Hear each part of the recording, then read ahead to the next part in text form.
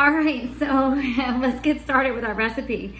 It's important that you read the recipe through first, that you have a good feel for what's going on. I am gonna walk you through it, and I've made this so many times that, anyway, we should be good to go. You're gonna start off with a half a cup of sugar. Okay, so we're gonna use our dry measuring cup, and we're gonna just scoop in the bag of sugar. And you can see that it's kind of mounding.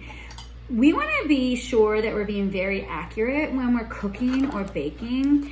And so what I want to do is I want to take the back side of the blade of a knife, or you can do this with your pinky finger if you want. And I just like to scrape over the top and sweep off any excess back into the bag. And you can see there was quite a bit of excess on the top. And now we have a 1 cup level sugar.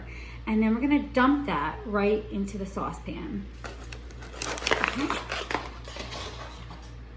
The next thing that we're gonna put in the saucepan, according to the directions, is a 1/4 cup of Hershey's Cocoa.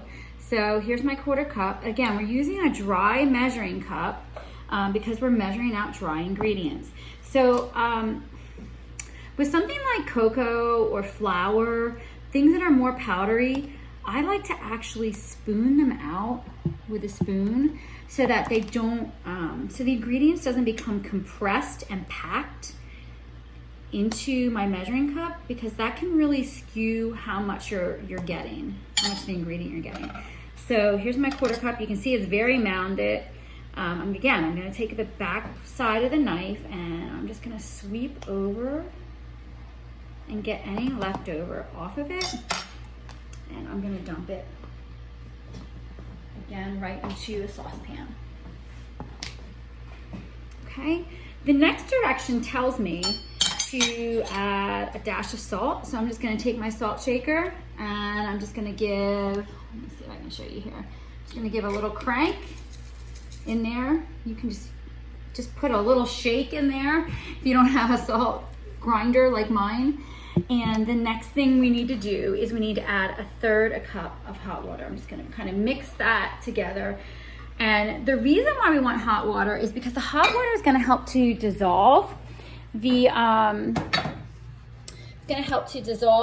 sugar and the cocoa and mix it together. I'm gonna go back over to my sink, get it nice and hot. Now I'm gonna be using my liquid measuring cup, and I'm looking for a 1/3 cup. Now you can see my measuring cup is very well loved, so it's missing some of the markers, but here's 1 cup. If that's 1 cup, 1/3 of a cup is gonna be probably right about here. So what I'm gonna do is I'm gonna put it on a level surface. I'm gonna fill it. I'm gonna turn it off. And then I'm gonna get eye level to my measuring cup and look at the side as it settles down. And I see that I have probably a 1/2 cup in here. You can see kind of reaches that line there. So that's a little bit too much. So I'm gonna pour some of it out. But again, I'm gonna put it on a level surface, my measuring glass on a level surface. Oops. Let the liquid settle down. I'm gonna get eye level to it, and yep, that's about 1/3. That's about where I want it to be. You can see, there's the 1 cup, there's the 1/2 cup, and then eye level to it about 1/3 cup. Okay, so I'm gonna go ahead and bring it over here and pour it in my saucepan. Okay.